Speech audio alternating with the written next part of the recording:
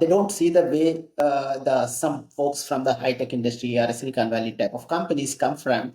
On the thought of AI and how it is going to revolutionize. So, what do you see? Do you also see within the tech industry also those type of segregation, or is it more of a traditional industry versus the high tech industry? It's usually high tech is, early adopters for a lot of things. There are certain exceptions in other industries, but almost always high tech and fins are more, um, have take advantage of these opportunities sooner than the rest of the industry. But what I'm starting to see, especially with things like, the HR use case, I said, automating internally, cost reduction is across the industry. There are certain horizontal needs where it's not about net new revenue, but even internally operational streamlining operations. Manufacturing, which is an example of an industry usually at the tail end of adoption of technology, their margins business. For them, something like this, adopting this sooner benefits their business faster. So I'm starting to see these horizontal use cases like HR, for instance, that there's interest across the board. And I speak to CXOs from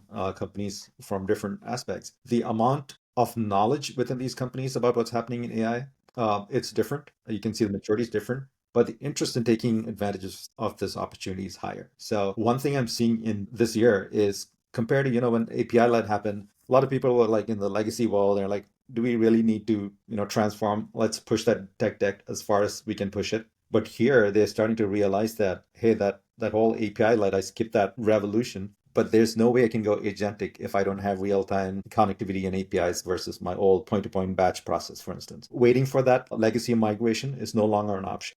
It's become a super important imperative now to get off of that. And we see that all those people who are installing legacy migration tech, they're jumping on this now because they realize they're going to get disrupted fast without the AI building blocks in place.